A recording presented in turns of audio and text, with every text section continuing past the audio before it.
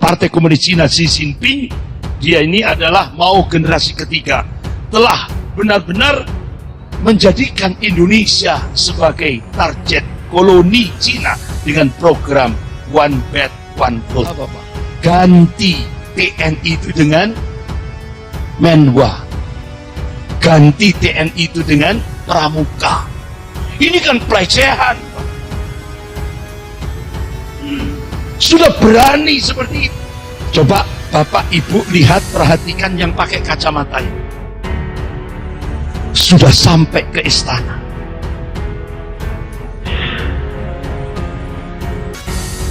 Bahkan sudah foto bersama dengan Kapolri. Ini Kapolrinya sebelah sini. Bahkan sekarang Ustadz Abdul Somad juga jadi target.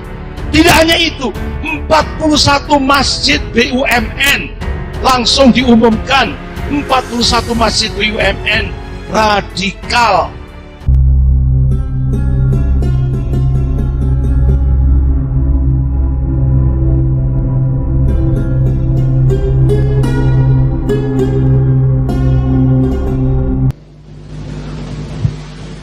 Bapak-bapak, ibu yang dirahmati Allah. Revolusi mental. Revolusi mental itu ajaran Komisi Sentral PKI, DN, Aidit. Ini orangnya. Allah Subhanahu wa Ta'ala mengabarkan dalam surah Al-Fat ayat 23. A'udzubillahi minasyaitonir rajim. Bismillahirrahmanirrahim. Sunnatullahi allati qad khalat min qabl. Walan tajida li sunnatihi tabdila. Allah yang menguasai rotasi alam jagat raya ini. Allah yang meninggikan langit tanpa tiang ini mengabarkan. Sunnatullah, hukum Allah itu berlaku sejak dulu.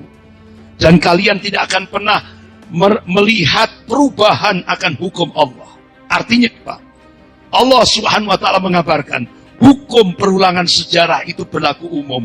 Artinya Allah memberikan kabar sejarah itu akan berulang. Yang membedakan warna dan kualitasnya. Kira-kira sekarang di Indonesia sejarah ini berulang enggak, Pak? Berulang. Yang membedakan warna dan kualitasnya. Bapak-bapak, ibu yang dirahmati Allah. Akhirnya apa yang terjadi? Meledaklah peristiwa G30 SPKI. Ribuan kaum muslimin dibantai dengan cara-cara biadab. Di Banyuwangi, Kanigoro, di Kawah Blitar Selatan, kemudian Takran, Madiun, terus semua Takran, Magetan, Madiun, terus sampai ke Jawa Tengah, di Solo, Boyolali, terus semua. Ribuan kaum muslimin, ratusan ulama dibantai bersama keluarganya. Puncaknya malam 1 Oktober, 6 jenderal dan 1 perwira dibantai dengan cara-cara biadab. Kemudian dibuang di lubang buaya. Bahkan Sinta Miranda, ini kader komunis, kader Gerwani yang cukup militan. Beberapa waktu yang lalu, di Taman Mini Indonesia Indah, dia memberikan statement. Kalau nanti komunis menguasai Indonesia lagi, pertama kali yang akan dihancurkan adalah monumen lubang buaya. Pertanyaan saya, Pak, kepada bapak-bapak, ibu-ibu semuanya, pernahkah Sinta Miranda ini ditangkap oleh aparat? Tidak pernah. Pernahkah Dr. Ripka Ciptaning ketika mengatakan, bahkan bikin buku, aku bangga jadi anak PKI. Bikin buku lagi, anak PKI masuk parlemen, bahkan jadi ketua Komisi 9 DPR Pusat. Ketika dia mengatakan bahwa 15 juta kader komunis Indonesia akan bangkit. Pernahkah dia ditangkap oleh aparat? Tidak pernah. Karena mereka sudah berkuasa sekarang. Bapak-bapak, ibu yang dirahmati Allah. Akhirnya pasca peristiwa G30 SPKI, ABRI dan umat Islam bersatu melawan komunis. Jadi saya di Malang punya pengajian rutin di markas Angkatan Darat. Jadi jamaah saya banyak prajurit sampai perwira. Makanya ketika ada reuni jenderal-jenderal Angkatan Darat di Malang, saya diminta untuk menyampaikan, mempresentasikan tentang pergerakan Syiah. Jadi TNI menyatakan, ini jenderal-jenderal itu. Jadi benar-benar Syiah dan komunis di Indonesia itu sekarang sudah jadi satu. Bahkan sudah masuk pemerintahan. Ini, makanya ini kewaspadaan umat harusnya. Jadi kalau ini melawan lupa, kita harus ingat sejarah. Kalau kita melupakan sejarah, kita akan digilas oleh sejarah itu sendiri. Jadi detik-detik bergeraknya pasukan Cakrabirawa menembus gelap malam di Jakarta, di bawah komando Letkol Untung dan Syam Kamaruzaman, dan sepengetahuan, tentunya sepengetahuan DNID. Bermula pertemuan di Sungai Angsa Cina antara DNID dengan Mao Zedong tanggal 4 Agustus 1965. DNID ragu menghadapi jenderal-jenderal Angkatan Darat. Akhirnya Mao Zedong berkata di depan DNID, "Saya sudah membunuh lebih dari 200 orang jenderal untuk revolusi kebudayaan 1949. Hal inilah yang memantapkan hati DNID untuk melakukan pembersihan para dewan jenderal di bawah komando Dewan Revolusi." Jadi pemberontakan PKI Madiun tahun 48 Musso ini mentornya adalah Stalin. Tokoh komunis di Uni Soviet.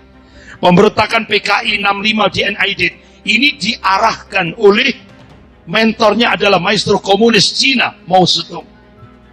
Sejak 14 Maret 2018, Xi Jinping yang sekarang penguasa Cina, Partai Komunis Cina Xi Jinping, dia ini adalah Mao generasi ketiga, telah benar-benar menjadikan Indonesia sebagai target koloni Cina dengan program One Belt One Road. Makanya Panglima TNI yang dulu yaitu Bapak Jenderal Gatot Nurmantio, ketika di TV One acara ILC, Indonesia bagian timur itu sudah pengendalian Amerika, Indonesia bagian barat itu sudah pengendalian Cina. Dengan program One Belt One Road. Ini, Bapak-bapak, Ibu yang dirahmati Allah. Nah sekarang bagaimana pergerakan komunis sekarang di Indonesia? Bapak-bapak, Ibu yang dirahmati Allah. Coba Bapak lihat, ini tokoh tua PKI. Luar biasa, agresif sekali. Bejo Untung. Dengan dukungan Partai Komunis Cina dan konglomerat Cina. Bahkan dia sampai kemarin itu Bapak Ibu yang dirahmati Allah bersama seorang guru doktor di Universitas Negeri Jakarta. Dia sampai memberikan statement apa Pak? Ganti TNI itu dengan Menwa. Ganti TNI itu dengan Pramuka. Ini kan pelecehan, Pak. Sudah berani seperti itu. Pertanyaannya, apakah dia ini bersama seorang doktor di Universitas Negeri Jakarta ditangkap oleh aparat? Tidak. Ini kan pelecehan, Pak. Sampai akhirnya ketika saya memberikan pengajian di markas Angkatan Darat di Rampal, saya tanya, apa respon TNI? Apa jawabannya, Pak? Ustadz, kalau kami melakukan perlawanan terhadap mereka ini, hari ini juga kami dipecat. Astaga. Ini akhirnya TNI waktu itu saya dapat dari Korem hanya menghadapi orang-orang ini hanya memberikan video saja, bantahan. Jadi dia minta TNI ganti Pramuka saja, TNI ganti Menwa saja. Jadi benar-benar TNI dilemahkan. Bapak-bapak, Ibu yang dirahmati Allah. Coba Pak ini Pak, yang pakai kacamata ini. Ini Bejo Untung, ini kader-kadernya. Kader-kadernya Bejo Untung. Coba ini simbol PKI yang baru. Ini Pak, kodenya. Jadi kodenya ini kode PKI baru 65. Coba Bapak Ibu lihat, perhatikan yang pakai kacamata ini. Sudah sampai ke istana.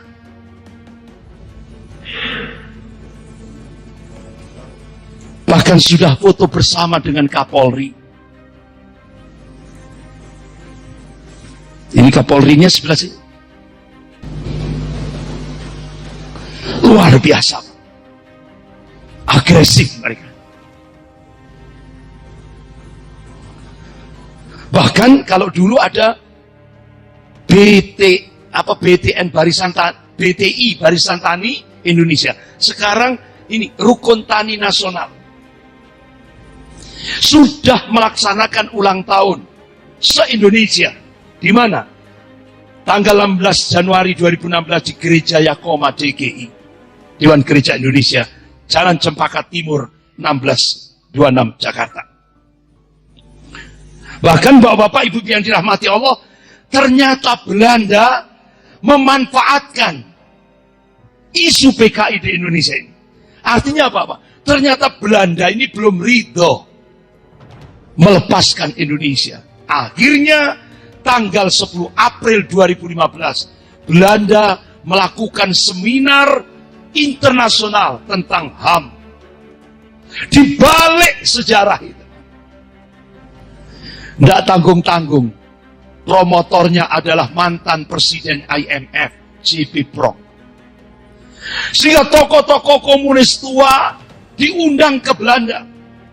Diajak untuk, artinya Belanda siap membela PKI untuk menggugat pemerintah Republik Indonesia ini.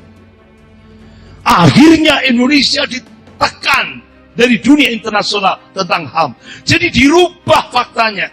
Kalau yang kita lihat korban kejahatan keganasan PKI itu kan umat Islam dan TNI, ya kan Pak? Ya kan, itu korban. Nah sekarang enggak, dirubah. PKI korban daripada umat Islam dan TNI katanya. Dirubah sejarahnya. Hasil dari seminar internasional tentang HAM di Belanda. Akhirnya Indonesia ditekan. Akhirnya undang-undang Komisi Kebenaran dan Rekonsiliasi, undang-undang KKR. Akhirnya pemerintah Republik Indonesia mensahkan tanggal 21 April 2015. Bahkan Indonesia mengadakan simposium PKI di Hotel Arya Duta, Jakarta, sebelah Patung Tani. Jadi ditekan, Pak. Jadi umat Islam dan TNI dituduh melanggar HAM. Padahal yang melanggar HAM itu komunis. Bapak-bapak, Ibu yang dirahmati Allah. Ini salah satu kader Presiden Soekarno. Yaitu namanya Sujarno. Jadi Sujarno ini ketika masih muda, dikirim oleh Presiden Soekarno di Jerman untuk belajar ideologi Marxisme komunisme. Nggak taunya jadi Pak orang ini. Bulan Desember 2015, kader Presiden Soekarno Sujarno ini melakukan kongres, konferensi pertama komunis internasional sedunia. Diadakan di Kedubes Vietnam, Athena, Yunani. Makanya jangan kaget, Indonesia kerjasama dengan Vietnam. Ini. Jadi konferensi komunis internasional dilakukan oleh kader Presiden Soekarno yang dulu pernah disekolahkan di Jerman untuk menguasai ideologi Marxisme komunis Jerman, partai kiri Jerman. Bahkan Bapak-bapak, Ibu yang dirahmati Allah, satu-satunya yang paling tegas untuk menghadapi komunis yaitu Menteri Pertahanan Jenderal Ryamizat Ryakudu. Jadi kata beliau, kita patut curiga yang bilang PKI tidak ada, mungkin dia komunis. Katanya. Kalau ada orang mengatakan PKI tidak ada, kata Jenderal Riami Satyagudu, berarti dia komunis. Cita-cita mendirikan negara komunis Indonesia 1926 gagal, 1948 gagal, 1965 gagal, 1998 hampir berhasil. Pak, Bu, itu saya punya datanya. Mulai tahap pertama, kedua, ketiga, keempat, kelima, keenam, ketujuh, kedelapan. Hampir mirip dengan strategi komunis di Indonesia. Yaitu perebutan wakil presiden. Tapi alhamdulillah Pak Harto waktu pulang dari haji di pesawat Garuda itu sampai beliau memberikan statement walaupun jenderal tak gebuk. Ya kan? Itu Pak. Hampir saja tahun 98 itu. Akhirnya mereka melakukan strategi bumi hangus. Terjadilah peristiwa Mei 98. Chaos di Jakarta. Ini hampir berhasil. 2019 tahun ini belum tercapai, sudah ketahuan. Bapak-bapak, ibu yang dirahmati Allah, kita baru tahu ternyata hasil Kongres Partai Komunis Cina tahun 1986 itu menyebutkan ada 3 hambatan Cina untuk menguasai Indonesia, untuk penetrasi Indonesia.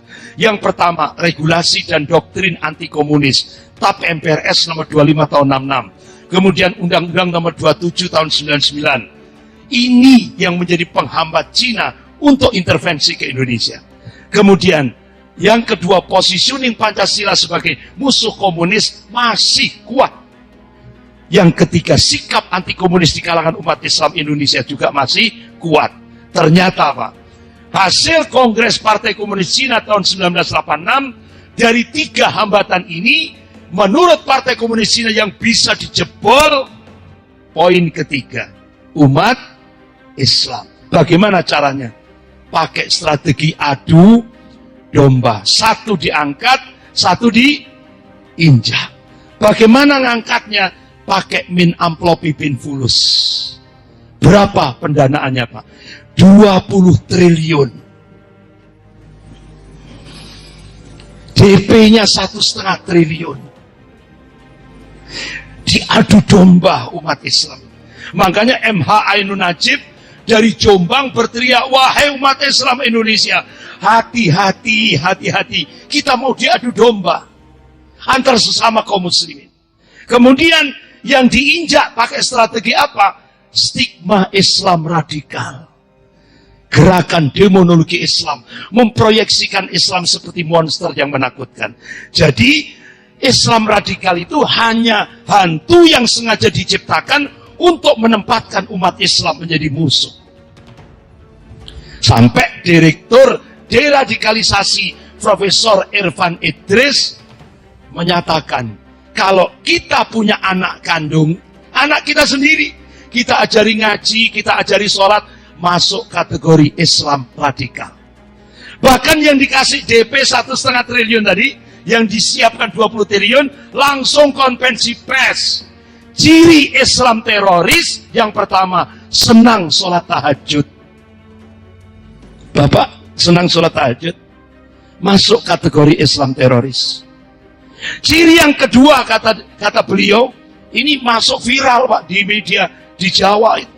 Viral. Ciri yang kedua, senang menghafal Al-Quran. Bahkan bapak-bapak, ibu yang dirahmati Allah, wahidnya ulama dikriminalisasi. Bahkan dibenturkan ormas Islam dengan ormas yang lain. Bahkan Ustadz Abdul Somad, ya kan, dibenturkan dengan Parisada Hindu di Bali. Ini kerja-kerja komunis. Bahkan sekarang Ustadz Abdul Somad juga jadi target. Tidak hanya itu, 41 masjid BUMN langsung diumumkan. 41 masjid BUMN radikal. Apa tolok ukurnya? Jadi ciri masjid radikal itu banyak jamaahnya. Itu tolok ukurnya. Sehingga 41 masjid BUMN itu kan makmur Pak, masjid-masjid BUMN di Jakarta itu langsung masuk dikategorikan, langsung diumumkan 41 masjid BUMN radikal. Jadi ciri masjid yang the best menurut mereka itu kalau imam makmum cuma 2 orang, itu ciri masjid yang the best. Makanya ada program volume adzan harus dikecilkan. Itu tahap pertama. Habis itu tahap kedua, jamaah harus dikurangi. Tahap ketiga, loudspeaker turun ke bawah. Tahap keempat, masjid harus dikunci. Astagfirullah. Sudah direncanakan. Jadi saya ingat apa yang diingatkan oleh Rasulullah SAW 1441 tahun yang lalu. Qala Rasulullah SAW, yusiku antada alaikumul ummamu min kulli ufukin. Hampir-hampir kata Rasulullah, umat-umat kafir itu saling menyeru, saling ngajak-ngajak untuk menyerang kalian.